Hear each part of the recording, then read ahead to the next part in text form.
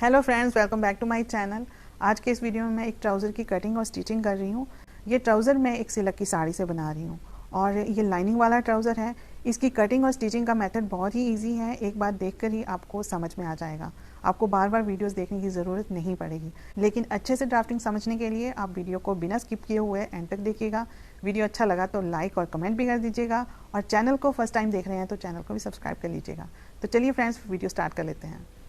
Trouser के अंदर लगाने के लिए मैंने ये कॉटन का फैब्रिक लिया है 2 मीटर और ये है साड़ी। तो इसमें से एक दुपट्टा मैंने निकाल लिया हुआ है। अब ये मैं ट्राउज़र बनाऊंगी, उसके बाद जो प्लेन फैब्रिक बचेगा साड़ी में उसमें से कुर्ती बनाऊंगी।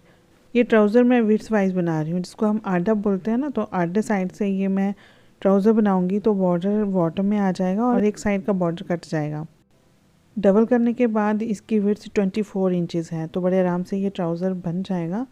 ड्राफ्टिंग में इसकी लाइनिंग पे करूँगी ताकि आपको अच्छे से नज़र आए। साड़ी वाले फैब्रिक में जो मार्किंग है वो अच्छे से नज़र नहीं आएगी। तो ये देखिए, मैंने फोल्ड करके फैब्रिक रख लिया है लेंथ वाइज। ट्राउज़र की मेज़रमेंट देख लेते हैं। तो लेंथ है इसकी 34 इंचज़, बॉटम से मोरी है 18 इंचज़, थाइज़ है 26 इंचज़ और वेस्ट है 36 इंचज़, हिप है 40 इंचज़। तो आसन अब हम इस 40 इंचज़ पे निकालेंगे। 40 को 4 से डिवाइड कर देंगे हम। 40 को 4 जगह डिवाइड करके ये आता है 10 इंचज़। इसमें 1.5 इंच ऐड कर लेंगे लूजिंग के लिए। अगर तो प्लाजो बना रहे हो आप तो उसमें आपको 2 इंच ऐड करना है, क्योंकि प्लाजो थोड़ा लूज़ होता है। तो ट्राउज़र में 1.5 इंच ऐड करके हमारा ये मेज़रमेंट आ गया 11.5 इंचज़। आपका साइज़ कोई भी हो, आपको यही फॉर्मूला अप्लाई करना है आसन निकालने के लिए। यहाँ पे मैंने एक स्ट्रेट लाइन लगा ली ताकि कान वगैरह हो वो निकल जाएगी। अब यहाँ से मैं 11.5 इंचज़ पे मार्किंग कर लूँगी। आपका साइज़ जो भी हो, 36 है, 38 है, 40 है, जितना भी है उसको 4 से डिवाइड करना है। जो आंसर आता है उसमें 1.5 इंचज़ ऐड कर लेना है और प्लाजो बना रहे हो तो उसमें 2 इंच ऐड करना है बस। अब ये जो किनारी साइड है ना, ये मैंने अपनी साइड रखी है। तो इसको निकालने के लिए शेपर स्केल लेके इस तरह से एक लाइन लगा लेनी है ताकि ये किनारी निकल जाए बाहर। अब यहाँ से रखनी है लेंथ हमें। ट्राउज़र के अपर साइड में तो मैं 2 इंच की बेल्ट लगा रही हूँ। तो ये लेस कर देंगे इसमें से। जो टोटल लेंथ है हमारी 34 है, 34 में से 2 इंच लेस कर दिया बेल्ट का, तो ये रह गया 32 इंचज़। अब मैं यहाँ पे 32 इंच मार्किंग कर लूँगी, लेकिन हाफ इंच का मार्जिन रख लेना सिलाई के लिए। ऊपर जो सिलाई देनी है हमने, और नीचे की तरफ जितना भी फोल्ड करना है, अब 2 इंच करना चाहते हो, 3 इंच करना चाहते हो, उतना यहाँ पे फोल्ड करने के लिए एक्स्ट्रा ले लेंगे। तो ये मैंने 32.5 इंचज़ पे पहली मार्किंग कर ली और 35 इंचज़ पे मैंने दूसरी मार्किंग कर ली। अब ये ऊपर वाली जो लाइन है इसके ऊपर फोल्ड आएगा और नीचे वाली लाइन पे कटिंग हो जाएगी। क्रॉच लाइन बनाने के लिए यहाँ पर हम थाइज़ की मेज़रमेंट देखेंगे, जो कि है 26 इंचज़। 26 इंचज़ का यहाँ पे हाफ कर लेंगे, हो गया 13 इंचज़। तो 13 इंचज़ पे मैंने मार्किंग कर ली। थाइज़ की मेज़रमेंट जो है हम बिल्कुल लूजिंग के साथ लेते हैं, तो यहाँ पे लूजिंग लेने की ज़रूरत नहीं है एक्स्ट्रा। अब इसका हाफ़ कर लेना है हमें। ये 13 का हाफ़ हो गया 6.5 इंचज़। इस पॉइंट से हमें इस पॉइंट तक हाफ़ करना है। 6.5 इंचज़ पे मैंने मार्किंग कर ली। अब इस पॉइंट से एंड तक देखेंगे कितना आ रहा है। तो ये 7 इंचज़ है। 7 इंचज़ ही ऊपर की तरफ और 7 इंचज़ ही नीचे की तरफ मार्किंग कर लेनी है।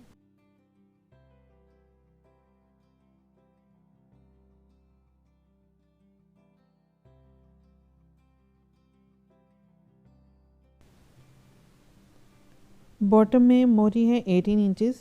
18 का हाफ़ हो गया 9, 9 का हाफ़ हो गया 4.5 इंचज़। तो सेंटर की लाइन से मैं दोनों तरफ को 4.5 इंचज़ मार्क कर लूँगी। अब शेपर स्केल लेके इन पॉइंट्स को इस तरह से मिला देना है।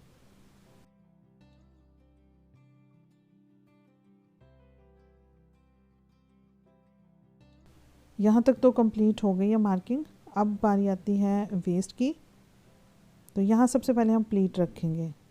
4.5 इंचज़ पे मार्किंग कर लेंगे नीचे की तरफ। इस लाइन से हाफ इंच एक तरफ को और हाफ इंच दूसरी तरफ को मार्क कर लेंगे। इन पॉइंट्स को इस तरह से मिला देंगे आपस में। अब रखनी है हमें वेस्ट। तो वेस्ट है 36 इंचज़। यहाँ पे हमें 36 इंचज़ का हाफ़ करना है। तो 18 इंचज़ हो गया, 18 का फिर से हाफ़ किया तो हो गया 9 इंचज़। मतलब हमें यहाँ पे 36 इंच का फोर्थ पार्ट निकालना है जो कि है 9 इंचेस। शेपर स्केल से जो मैंने लाइन लगाई थी ना, वहाँ से ये मैंने 9 इंच मार्क कर लिया और आगे 2.5 इंच लूजिंग के लिए मार्क कर लिया। अब ये जो पॉइंट आया ना, यहाँ पे ऐसे एक लाइन लगा लेनी है और यहाँ पे मैं दे दूँगी शेप इस तरह से। बॉटम में ये स्ट्रेट मिला लेंगे इस तरफ से और दूसरी तरफ हम नीचे की तरफ 1.5 इंच बढ़ा के मिलाएंगे। ये मैं जब स्टिचिंग करूँगी ना तो आपको बताऊँगी कि हमने ये क्यों रखा था।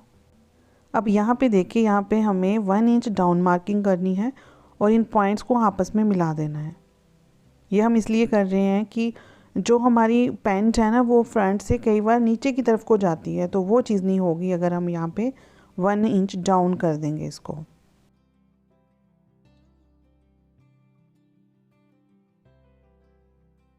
ट्राउज़र का फ्रंट वाला पार्ट रेडी हो गया है, तो अब बैक वाले पार्ट की कटिंग करनी है। तो उसके लिए मैंने डबल करके फैब्रिक बिछा दिया है, किनारी अपनी तरफ को रख ली है और उसके ऊपर ये फ्रंट वाला पार्ट रख दिया है। तो इसकी कटिंग भी वैसे सेम ही होनी है, लेकिन थोड़ा सा जो ड्राफ्टिंग है थोड़ी सी इसकी डिफरेंट है। तो एक जगह पे ये फैब्रिक फिक्स्ड है, उसके लिए मैंने इसके ऊपर स्केल रख दी है। आप कोई भी भारी चीज़ रख सकते हो। ये यहाँ पे देखिए, अब जितना भी मैंने डाउन करा था ना, वहाँ पे मैंने एक मार्क लगा लिया, उससे ऊपर 2.5 इंच में मार्क कर लूँगी। नॉर्मल साइज़ के लिए हम 2.5 इंचेस रखेंगे और हैवी साइज़ के लिए 3 या फिर 4 इंचेस रखेंगे। अब ये जो क्रॉच लाइन है हमारी, यहाँ से एक स्ट्रेट लाइन ऊपर की तरफ को खींच लेंगे और जो 2.5 इंच पे मार्किंग की है ना, उसके साथ इस पॉइंट को मिला देंगे इस तरह से। तो जो बैक वाला हमारा पार्ट है वो बढ़ा के हमने रख लिया। अब यहाँ पे 1.5 इंच पे मार्किंग करेंगे, नीचे भी 1.5 इंचेस पे मार्किंग कर लेंगे, फिर इन पॉइंट्स को आपस में मिला देंगे। तो इसके लिए हमें शेपर स्केल चाहिए होगा। शेपर स्केल से ये जो हमारी शेप है ना, बहुत अच्छे से आती है।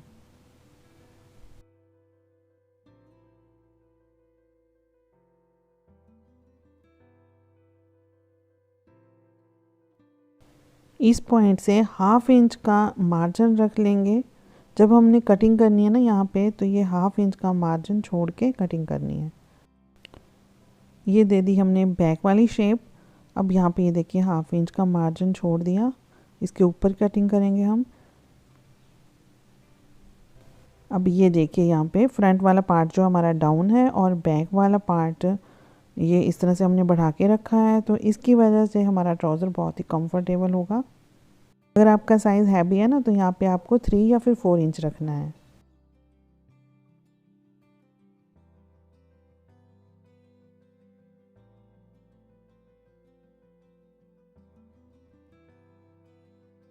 स्टिचिंग के लिए इजी हो जाएगा, इसलिए यहाँ पे छोटे छोटे कट्स लगा दिए।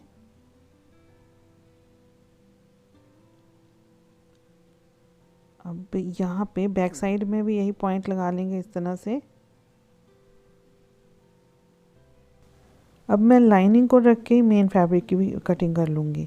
ये मैंने पिन अप कर लिया अच्छे से बिछा के। तो आप देख सकते हो कि इसकी मैंने लेंथ कम रखी है, क्योंकि जो मेन फैब्रिक है ना, वो फोल्ड नहीं होगा, नीचे से 1/2 इंच के आसपास फोल्ड होगा। तो उतना मैंने मार्जिन छोड़ दिया है और ये कटिंग कर ली। फ्रंट और बैक पार्ट दोनों की मैंने कटिंग कर ली है।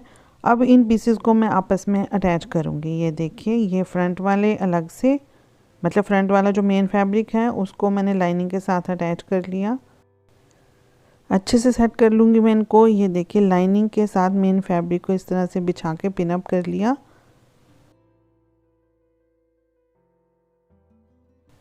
अब ये मेरे पास ना फ्रंट वाला पार्ट है, तो इसको मैं आसन की सिलाई लगा लूँगी। ये 4 पीस हैं, 2 लाइनिंग और 2 मेन फैब्रिक के। तो ये देखिए, फ्रंट वाला पार्ट रेडी हो गया। अब बैक वाले में भी मैंने सिलाई लगा ली इसी तरह से।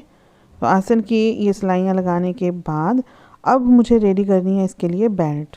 2 पीसेस हमें बेल्ट के लिए कट करने हैं, एक फ्रंट के लिए और एक बैक के लिए। इसकी विड्थ रखी है मैंने 2.5 इंचेस।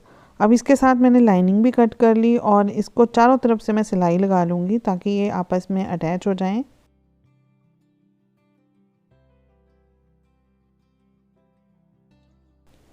सिलाई लगाने के बाद ये अब बेल्ट हमारी रेडी हो गई है फ्रंट पार्ट के लिए। तो इसको अटैच कैसे करना है, ये देखिए मैंने इसकी रॉन्ग साइड ऊपर की तरफ को रखी है और इस तरह से रखनी है बेल्ट। और जब हम इसको पलट के सिलाई लगाएंगे ना तो ये इस फ्रंट में इस तरह से आ जाएगी। ये देखिए सिलाई लगाने के बाद हम इसको ऐसे टर्न करेंगे तो ये फ्रंट साइड में आ जाएगी बेल्ट। अब इसके ऊपर इस तरह से मार्जिन को अंदर को करके सिलाई लगा लेंगे। सिलाई लगाने के बाद ये इस तरह से हमारा फ्रंट वाला जो ट्राउज़र का पार्ट है वो रेडी हो गया। एक्स्ट्रा फैब्रिक को कट कर लेंगे। ये रहा बैक वाला पार्ट, इसके लिए भी मैंने बेल्ट स्टिच कर ली है। इन दोनों पीसेस को राइट साइड से आपस में मिला के अब सिलाई लगा लेंगे। सिलाई मैंने लगा ली है। अब ये देखिए ये इसमें मार्जिन जो है ना इसको ऊपर की तरफ को रख के हमें सिलाई लगानी है। तो ये सिलाई मैं अच्छे से ओपन कर लूँगी। तो इसको थोड़ा और इजी करने के लिए मैं क्या करूँगी, ये देखिए ऐसे सिलाई लगानी है। लेकिन उससे पहले मैं क्या करूँगी कि ये जो मार्जिन है ना इसको ऊपर की तरफ को रख के इस पर सिंगल सिलाई लगा लूँगी मैं इस तरह से। एक तो इससे ये सिलाई भी पक्की हो जाएगी और दूसरी सिलाई लगाना इजी हो जाएगा। ये देखिए सिलाई लगाने के बाद मार्जिन जो है ना ऊपर की तरफ को फिक्स हो गया है। अब मैं इसको बेल्ट को फोल्ड करके ऐसे इसके ऊपर सिलाई लगा दूँगी।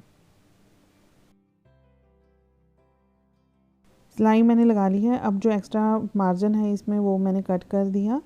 अब बैक पार्ट और फ्रंट पार्ट की दोनों में बेल्ट हमने लगा ली है। अब इसमें डालनी है इलास्टिक। ये इलास्टिक हमें देखिए कैसे कट करना है। जितनी हमारी वेस्ट है ना 36 इंचेस वेस्ट है हमारी, तो उसमें से 5 इंच हम लेस कर देंगे, बिल्कुल डायरेक्ट लेस कर देंगे। उसमें से हो गया 31 इंचेस। तो 31 का अब हाफ़ कर लेंगे तो बन जाता है 15.5 इंचेस।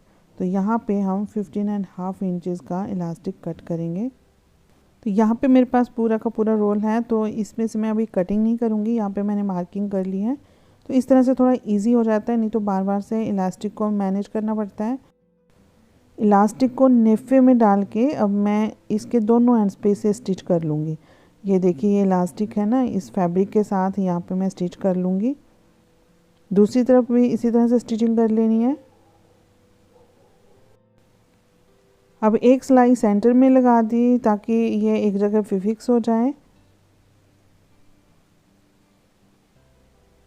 इस तरह से इन दोनों चीज़ों को खींचते जाना है और सिलाई लगाते जाना है। अलग अलग तो ये दोनों पार्ट रेडी हो गए हैं। अब इनको आपस में स्टिच करना है। तो साइड में पहले हम सिलाई लगाएंगे। तो पोंचा साइड से मैं सिलाई लगाना स्टार्ट करूँगी और एक एंड तक लेके जाऊँगी, फिर दूसरे पोंचे के एंड से स्टार्ट करूँगी, दूसरे एंड तक लेके जाऊँगी। साइड की स्टिचिंग मैंने कर ली। अब बॉटम से भी इसको फोल्ड करना है तो उसके लिए मैं पिन अप कर लूँगी इसको। जो मेन फैब्रिक है इसको तो 1/2 इंच ही फोल्ड करना है अंदर की तरफ को, ये लेकिन लाइनिंग जो है इसको पूरी की पूरी फोल्ड करना है। ये देखिए इस तरह से ये फोल्ड करके सिलाई लगानी है। लेकिन उससे पहले मैं एक सिंगल सिलाई लगा दूँगी इस तरह से। तो जो दूसरी सिलाई हम लगाएंगे ना वो ईजी हो जाएगा लगाना। बस अब ये दोनों फैब्रिक आपस में जुड़ गए हैं तो इसको सिलाई लगाना ईजी हो जाएगा। ये देखिए अब इस तरह से फोल्ड करके ना पिन अप करके मैं सिलाई लगा लूँगी।